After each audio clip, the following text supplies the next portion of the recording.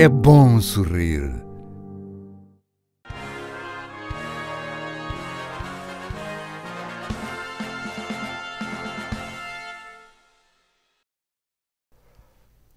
Boa noite, esta é a grande entrevista de 22 de julho e o nosso convidado é o rosto do Bloco de Esquerda em Águeda, Luís Grilo, jornalista que desempenhou funções na soberania entre outubro de 2017 e maio de 2019. E é por aqui que começamos, Luís. Boa noite e bem-vindo.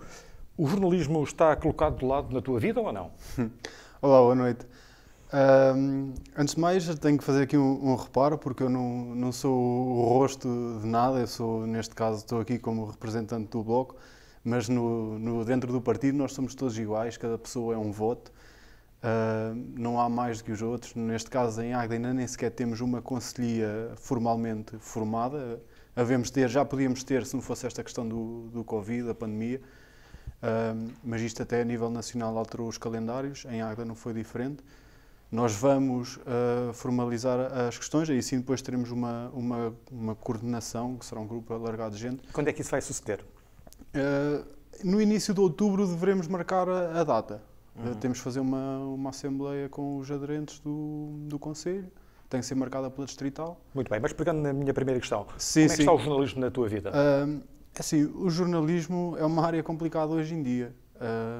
Nós basicamente fazemos um trabalho de heróis e muitas vezes a sociedade trata-nos como bandidos. E os políticos também? E os políticos tratan-nos como bandidos? Exatamente, os políticos são parte da sociedade e são muitas vezes um reflexo da sociedade, acho eu.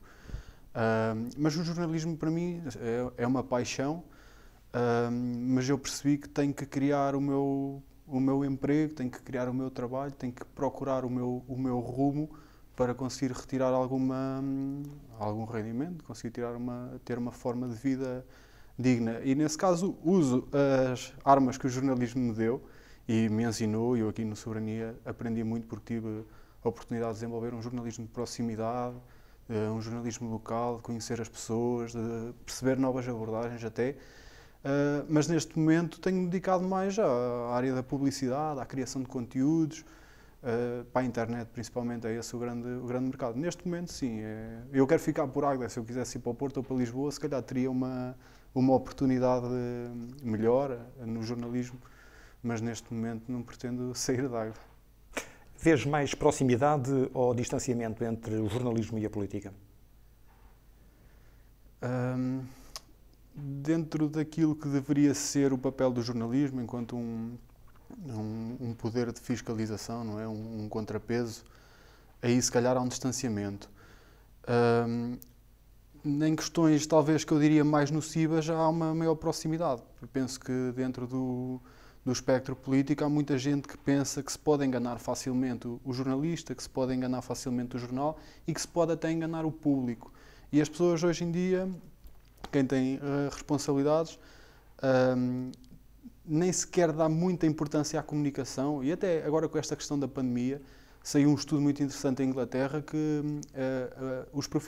colocava os profissionais da área da comunicação como a terceira profissão mais desvalorizada da sociedade. E isso faz-nos pensar. Alguma vez admitiste a possibilidade de exercer a atividade política a tempo inteiro e já mudámos de rumo? Já passámos do jornalismo para a política propriamente dita? Não, eu não me vejo como um político. Eu sou um ativista e sou um ativista por causas sociais, por direitos sociais, por justiça social, que neste caso envolve também já muito aqui em Águeda, nos últimos tempos, a luta ambiental. Não é que nós temos aqui um problema grave de poluição. A política é uma função que pode aparecer nas nossas vidas. Há pessoas que têm mais vocação, há outras que têm menos. Há umas que nem ligam nada, há outras que olham para a política como um emprego, mas não é o meu caso. Eu nunca precisei de política, a política até hoje só me deu despesa, contabilisticamente falando, só me dá despesa, não é? Eu, para estar aqui agora, deixei de fazer outra coisa qualquer. No entanto, acredito que se nós não fizermos, há menos esforços no terreno, não é? Há menos pessoas a fazerem.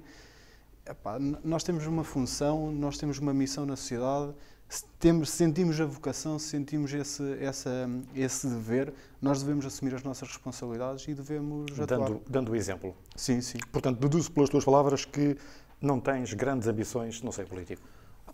É assim, eu tenho uma ambição a nível local que quero, claro, que o nosso núcleo do Bloco que consiga ser forte para disputar as maiorias sociais, para trazer as causas que nos importam e que nós queremos ver mudanças efetivas para o centro da discussão, queremos alterar a mentalidade. Eu agora, claro, a nível pessoal, a minha maior ambição é eu quero ser coerente nas causas que abraço, estás a ver? Nas lutas que faço, nos discursos que tenho. Essa é que é a minha ambição, é ser coerente e conseguir trazer gente nova para o pé de mim, para o pé dos meus camaradas e das minhas camaradas, e que nós consigamos ter gente de trabalho, gente de valor, a tomar decisões políticas. É isso que nos importa. De que forma é que o Bloco de Esquerda tem evoluído no Conselho ao nível da militância? Bem, surpreendentemente bem.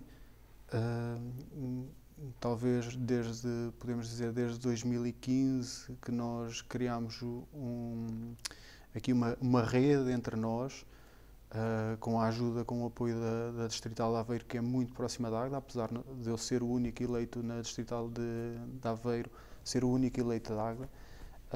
Eu sinto, por exemplo, da parte dos deputados eleitos, uma grande afinidade, uma capacidade de trabalho brutal, um certo empenhamento naquelas que são as nossas causas daqui da Águeda. Porque nós percebemos entre todos que o progresso faz-se sem bairrismos. Os problemas da Águeda muitas vezes são os problemas de Severo do Boga ou do Ovar, e nós, se conseguirmos juntar esforços nesse aspecto, conseguimos mais progressos, conseguimos resultados. E então, esta mensagem de que nós precisamos de gente qualificada na política é muito poderosa, porque nós temos uma série de valores de gente jovem que, se não fosse a questão familiar, não tinha mais nenhum apego à sua cidade. E eu acredito que a política lhes pode trazer isso. Eles podem fazer alguma coisa pelo futuro deles na sociedade e pelo futuro da sua cidade. E isso é uma mensagem muito importante e tem trazido resultados visíveis ao Bloco de Águeda, neste caso, porque nós somos cada vez mais. E todas as semanas recebemos denúncias populares, que nós, por exemplo, denunciamos a semana passada, ou há 15 dias, denunciámos uma série de despejos ilegais de lixo em Massinhada de Voga. Apareceram-nos logo outras denúncias que nem sequer eram no Conselho de Águeda. Nós então remetemos-las ou para a Distrital ou para a Conselhia em causa, mas isto é uma mensagem muito poderosa que passa. Uhum. Em termos eleitorais, os resultados é que não têm sido muito animadores no que às autárquicas diz respeito. Uhum. O partido continua sem eleitos, mas não perde a voz. É um sinal de inconformismo ou já é um piscar de olhos ao eleitorado para as eleições municipais do ano que vem? Nós temos uma piada, uma graça entre nós, porque muitas vezes as pessoas estão habituadas já àquele tipo de atitude dos partidos reformistas, dos partidos de direita e do centro, que se dizem moderados, que só aparecem nas campanhas eleitorais, não é? As pessoas muitas vezes criticam os partidos por só aparecerem nas campanhas eleitorais. E nós, entre nós, costumamos dizer que nós estamos em campanha todos os dias. Porque nós trabalhamos todos os dias, nós falamos com pessoas todos os dias, nós vamos ao terreno todos os dias, aonde nos chamam, tentamos fazer o que podemos, às vezes nem, sei lá, são questões burocráticas ou de apoios, e nós nem temos um poder efetivo para fazer alguma coisa naqueles aspectos, mas tentamos ouvir as pessoas, tentamos encaminhá-las, aconselhá-las, pesquisar quando é possível, fazemos o que podemos. Nesse aspecto, nós estamos sempre a piscar o olho ao eleitorado, porque nós, sem a mobilização popular, um partido de esquerda sem a mobilização popular não é nada. Os partidos de esquerda não vivem em gabinetes, não vivem fechados, não. Ou estão na rua com as pessoas, ou não estão. E ao fazerem essa campanha eleitoral permanente, dia a dia, têm, por certo, uma ideia de como é que o Movimento Independente Juntos tem gerido o município nos últimos 2 anos e meio. Uhum. Como é que tem sido? Assim, isto é uma questão, é um debate que se faz todos os dias, coletivamente. Eu, neste caso, posso dar aqui a minha opinião pessoal. Eu não estou satisfeito, não é? Eu acho que, neste momento, devido ao acumular de anos que este executivo tem, que estas pessoas têm nos cargos, já se deveria ter desenhado aqui um outro caminho, um outro destino para a Águeda, porque a Águeda tem aqui uma série de problemas que são estruturais, provavelmente, e que sem uma estratégia verdadeiramente estrutural, eles não serão resolvidos. E depois há aqui outro problema, que é para quem é que se governa, não é? Os executivos têm que, do meu ponto de vista, têm que governar para a maioria das pessoas, que neste caso é a classe trabalhadora. As políticas públicas, e é isso que eu defendo dentro do partido, dentro do Bloco, é que as políticas públicas, também as autárquicas, as locais, elas têm que servir para criar mais rendimento, ou para permitir que a classe trabalhadora tenha mais rendimentos ao final de cada mês. E que tenha boa qualidade de vida, obviamente, e isto abrange a política animal e a política ambiental, não é? Uhum. Nesse aspecto nós eu tenho muitas queixas a fazer da falta de perspectivas da Câmara. E depois é assim, se nós posso já falar aqui de 3 pontos que me desiludiram, porque nós aceitamos os resultados expressos nas urnas, e demos aqui, digamos, um tempo de benefício, de dúvida, que por acaso coincidiu agora neste caso da Sociberal, não é? Em que se percebeu claramente que o tempo de graça, o tempo do benefício da dúvida dos juntos, acabou naquele momento. Porque aquilo foi um erro crasso que se cometeu, não é? Foi-se contra a população, claramente. Mas já antes, eu reparei e acompanhei aqui no jornal, não como político, mas como jornalista, acabei por depois ficar com a opinião formada, pessoal, sobre esse caso, que foi o caso da Baeva, em que havia uma quantidade astronómica de dinheiro num contrato celebrado com a empresa de limpezas. Os trabalhadores dessa empresa foram super maltratados, foram muito maltratados mesmo, tanto pela empresa como pela Câmara, que simplesmente não soube defender o interesse público. Como é que culminou o caso da Baeva? Foi com a Câmara a aplicar uma multa de 200 e poucos euros à empresa depois de um contrato de 700 mil. Uhum. Isto são coisas... o interesse público onde é que fica aqui, não é? E depois temos a questão da ADRA, que já tivemos a defesa da ADRA durante algumas assembleias municipais da parte deste Executivo. E eu lembro-me que no debate para as autárquicas, o Presidente da Câmara disse que ia pedir uma indemnização, e até me lembro que foste tu que lhe colocaste a pergunta de uma forma mais efetiva, mais direta. E ele disse que ia pedir uma indemnização de milhões à ADRA, mas depois capitulou, não é? Nós temos que perceber que a política ou é feita para a maioria da população ou então vai correr mal. Para além desses pecados, Sociberal, Baeva e ADRA, o Bloco tem voltado atenções no passado mais recente para as questões da mobilidade, do ambiente e da habitação. Sim. A mobilidade é preocupante. Mobilidade, quando falamos em mobilidade, falamos na linha do Val do Voga. Também. Em particular. Também, mas não só. Nós lembramos-nos ainda bem da visita da Polícia Judiciária por causa da Transdev, não é? Que é a grande operadora dos autocarros e que presta um serviço que, a meu ver, é miserável.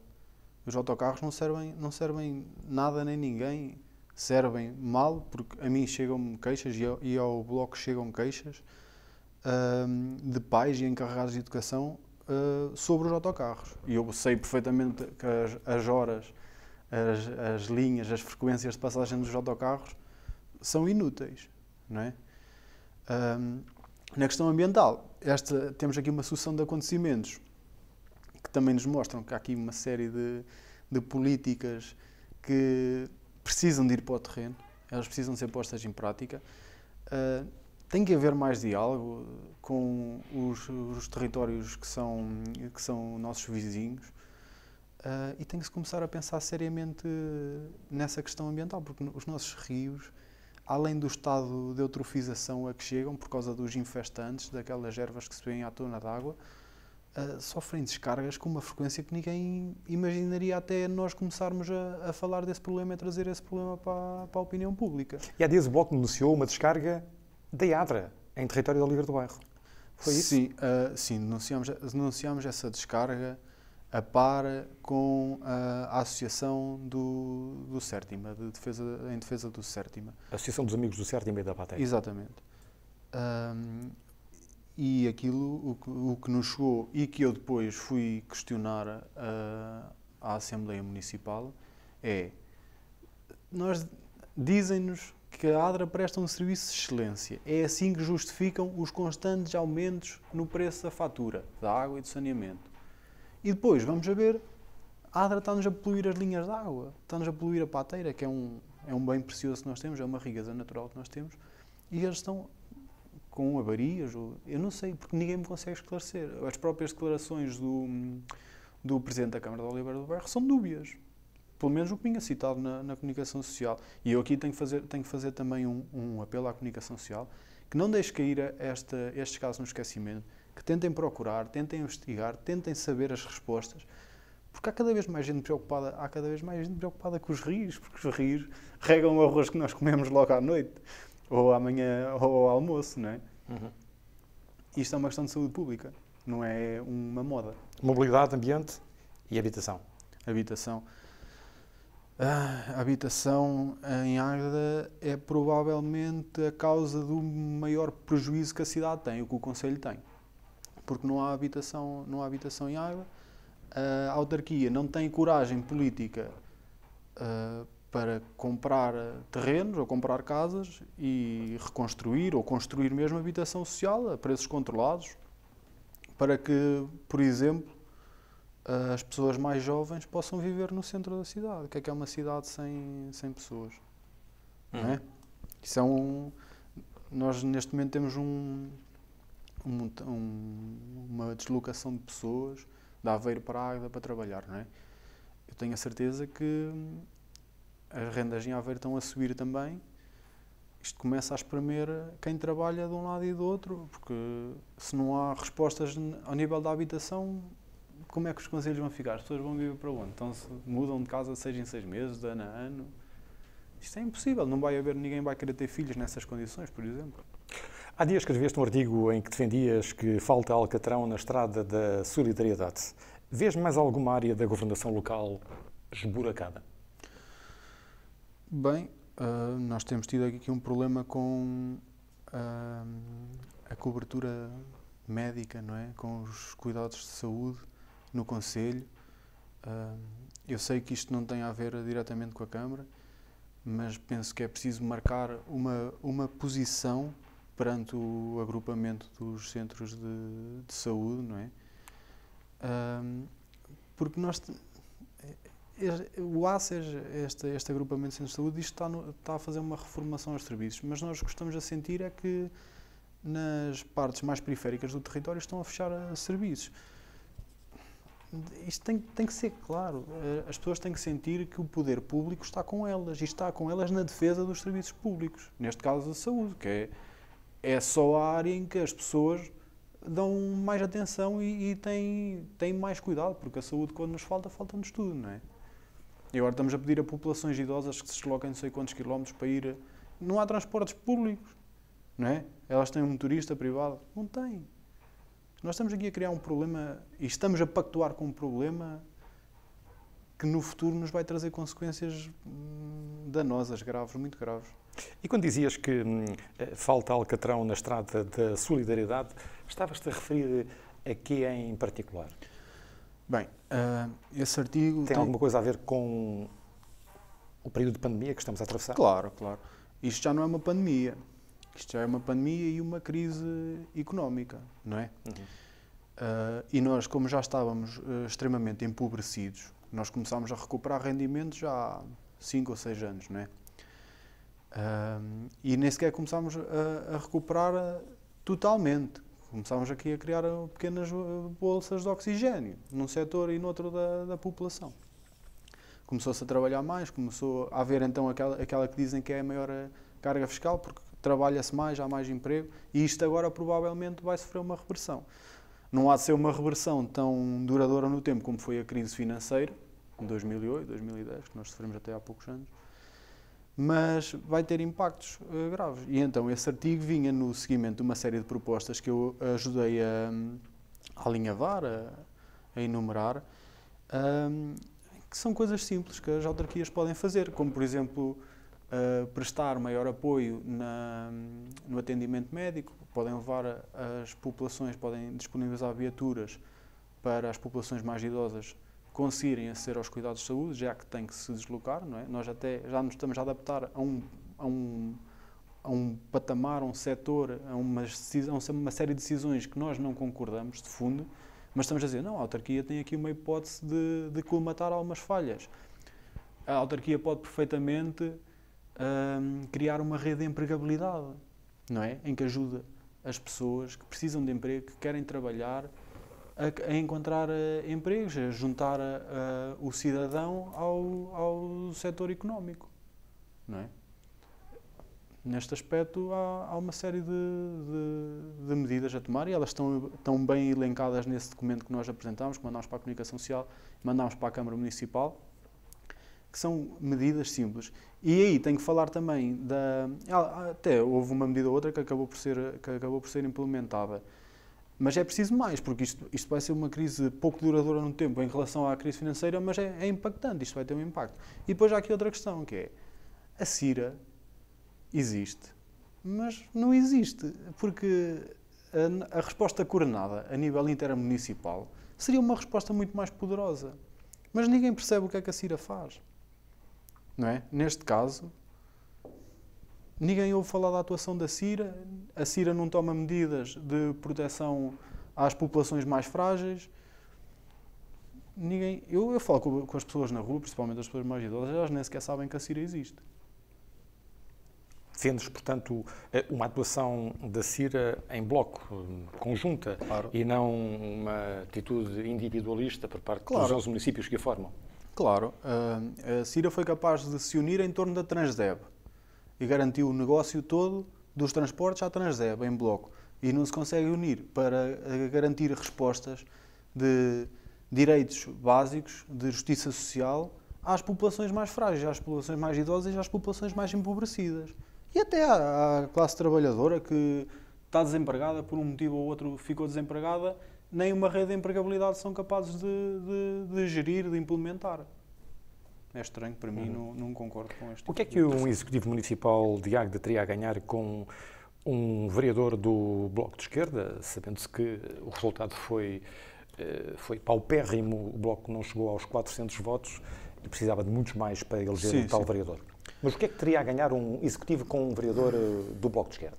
Assim, Jorge, nós não estamos na política para pensar em lugares. Nós estamos na política para pensar em políticas.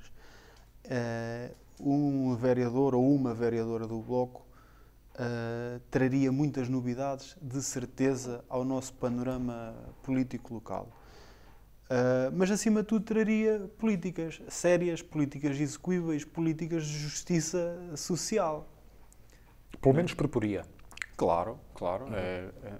Porque a nossa...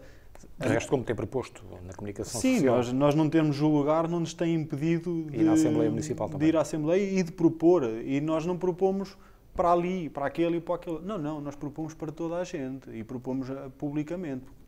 Achamos que é essa a nossa missão, é esse o nosso dever enquanto partido político, é apresentar políticas. E é isso que tentamos fazer. Agora, ter um lugar, neste caso, o da variação ou ter um assento na Assembleia Municipal, permitiria-nos uma forma de atuação mais formal, permitiria-nos realmente apresentar as propostas e pô-las à votação e perceber quem é que está de acordo e quem é que não está. E saber qual é o momento que se vive, não é? Ir criando aqui uma série de bases, de maiorias sociais para conseguir avanços na nossa sociedade. E o que é preciso para que o Bloco possa aumentar estes resultados de 2017? Eu recordo-te que para a Câmara tiveram 1,5% dos votos expressos e para a Assembleia Municipal tiveram um bocadinho mais, 2,1%. O que é preciso fazer? É preciso trazer mais gente para a E o melhor política. resultado do Bloco para a Câmara Municipal foi em 2005, Pois. a Sim. mais de 3%. Nós para já tivemos aqui um interregno, né? Concorremos só, ou seja, foi uma outra formação, foram outras pessoas que se candidataram sob a bandeira do Bloco, sob o símbolo do Bloco. Essas pessoas afastaram-se? As que se candidataram em 2005, por exemplo? Sim, eu nunca as vi. Eu nunca as vi na militância ativa. Desde que cheguei ao Bloco, eu nunca vi essas pessoas. Sei que houve um interregno, concorreu-se em 2005, concorreu-se em 2009, em 2013 não houve candidatura e nós retomámos nas autárquicas seguintes. Não estávamos à espera de um milagre, Um grande não resultado, é? exatamente. Nós estávamos, e ainda por cima, gente totalmente inexperiente na política. Nós fizemos uma campanha de 3 ou 4 meses com 1000 euros. Isto não é para todos, não é? Nós E com várias candidaturas em juntas de freguesia. Foi Águeda Borralha e Ricardém Pinhel. Tentámos ir a mais, só que realmente a escassez de recursos, as pessoas... Nós temos gente connosco que trabalha por turnos, por exemplo. Portanto, foram 4 candidaturas na ocasião. Sim, à Câmara, à Assembleia exatamente. e essas duas Exatamente. freguesias. E tudo isto a nível de logística tem sido e vai continuar a ser uma aprendizagem para nós, não é? Isto é um esforço imenso que nós fazemos. Mas fazemos e em relação a esse futuro próximo, nós vamos conseguir uma candidatura mais forte, com mais gente, isto é certo, vamos ter candidaturas ainda mais radicais e queremos trazer gente mais qualificada para o pé de nós. Não é para o partido, é como independentes.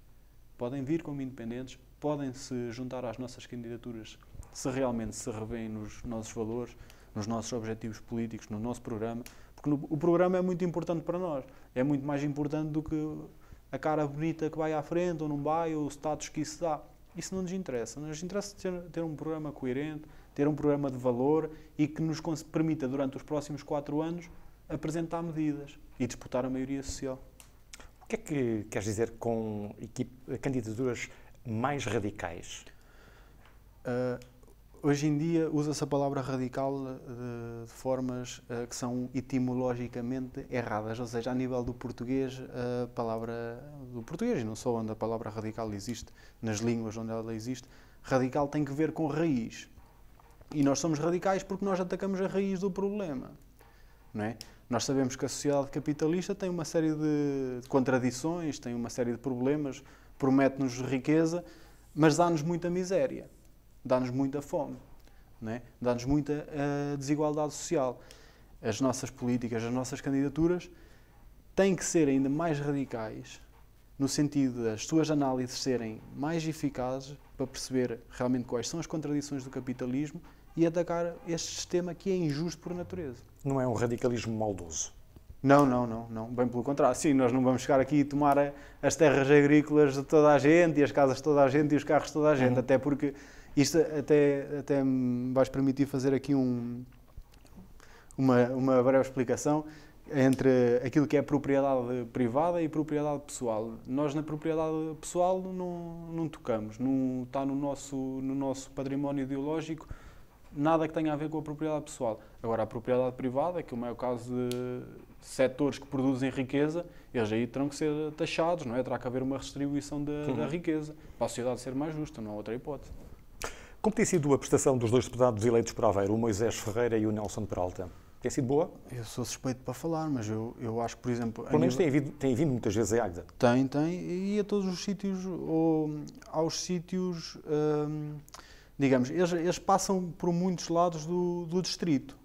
Eles dedicam o fim de semana e o início de cada semana, que é quando não há trabalhos na Assembleia da República, exatamente, dedicam-nos a um conselho, a 2, que fiquem nas proximidades e que eles consigam visitar, perceber os problemas e intervir. Eles já levaram quantos problemas de Águeda ao Parlamento, não é? Através dos debates, através das perguntas, através de requerimentos, já fizeram bastante por Águeda. Eu não podia estar mais satisfeito com o trabalho deles. E são pessoas que eu considero sérias e são pessoas competentes e são pessoas de trabalho. Estão lá para trabalhar. E estão na linha do Pedro Filipe Soares? O Pedro Filipe Soares é o nosso líder parlamentar, não é? O líder parlamentar do Bloco. Que é de Aveiro. É de Castelo de Paiva. E estão perfeitamente na linha política dele. Uhum. A nível nacional, o que é que o Bloco perdeu com a saída de Francisco Louçã e o que é que ganhou com a ascensão de Catarina Martins, na tua ótica?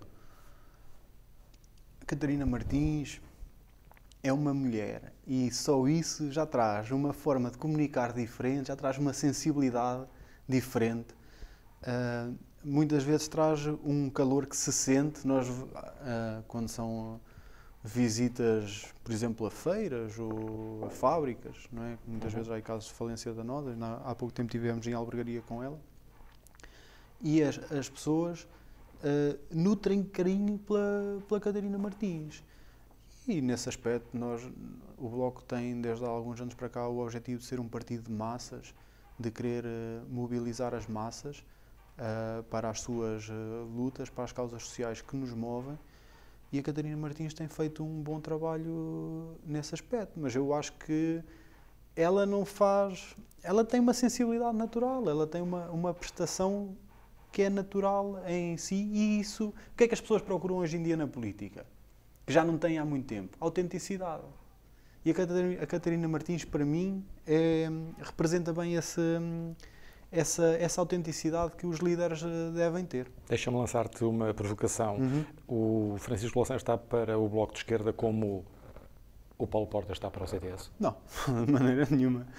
O Francisco Louçã eu tenho como uma pessoa séria e honesta, que não tem uma mancha no currículo. E nós não podemos dizer isso, infelizmente, do Paulo Portas.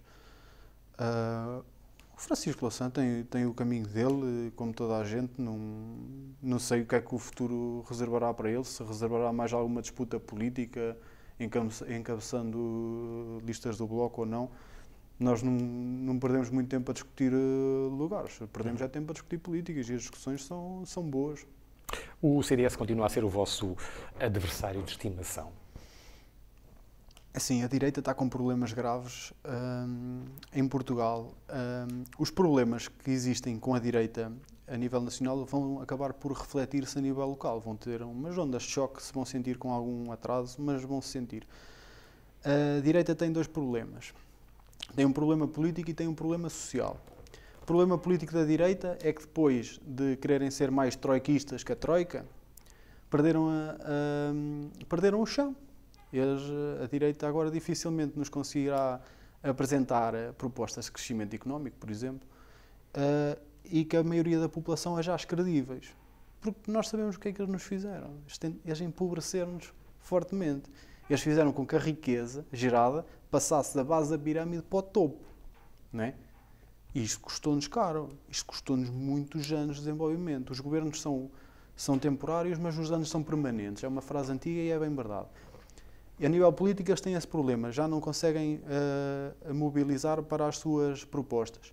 A nível social, tem também um problema, que é querem-se fazer passar por conservadores. Mas a maior parte das pessoas que integram papéis de liderança nesses setores da direita não são conservadores. Fazem-se passar por conservadores. E o eleitorado deles não gosta disso. Quando falas de direita, estás-te a referir concretamente ao CDS e ao PSD? Aos dois? Sim. O PSD tem... Nós, por exemplo, sentimos isso nas ruas, também a nível local, que os sociais-democratas clássicos revêem-se muito nas nossas propostas, nas nossas políticas. Eu começo a desconfiar que há muitos sociais-democratas puros, daqueles da escola dos anos 80, que votam em nós agora e que estão connosco na luta agora. Eu não tenho dúvidas disso. O PSD está tomado por uma onda neoliberal, que é globalista, é internacional, sente-se em vários países da Europa e do mundo, e traçarão o seu caminho. Toda a gente sabe que agora, com o reforço da extrema-direita, com representação parlamentar, nós sabemos que a direita clássica tem tendência a aliar-se aos setores mais extremados, mais violentos, mais racistas, mais xenófobos da direita. Foi assim que o Hitler chegou ao poder na Alemanha. Ele não chegou lá e ganhou eleições com maioria absoluta, não é? Alguém lhe deu a mão. E todos os sinais, as declarações dos líderes políticos, indicam que isso vai acontecer em Portugal também, se ninguém conseguir travar a ascensão da extrema-direita. André Ventura veio de alguma forma baralhar a política em Portugal com a chegada do Chega? O André Ventura veio trazer um retrocesso no debate, porque o André Ventura é um vigarista.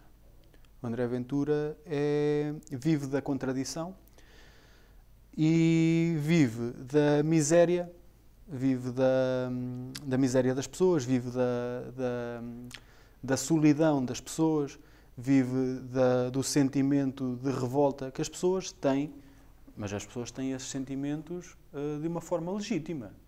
Só que ele e a classe política que está por trás dele, que vem de setores da extrema-direita antiga, que teve até redes bombistas nos anos 70 operacionais em Portugal, que iam criando uma guerra civil nos anos 70, estão agora a moldar a ideologia do André Ventura, que no caso do André Ventura veio do PSD e foi lançado pelo Passos Coelho com aquele experimentalismo racista em Loures, e deu no que deu.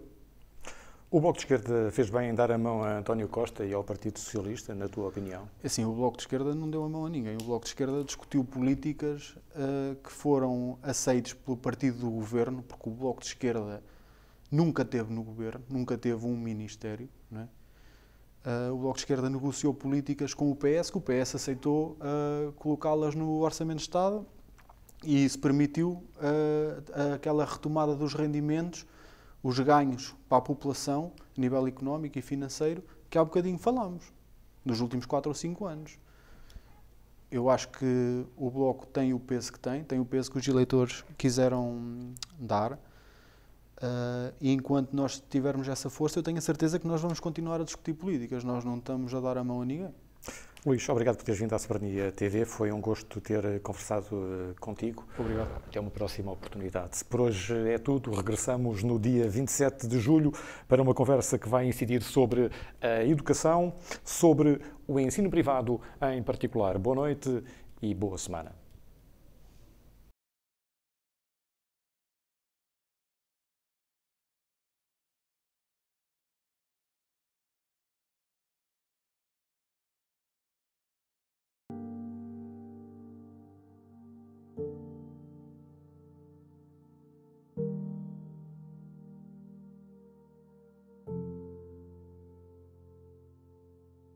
É bom sorrir.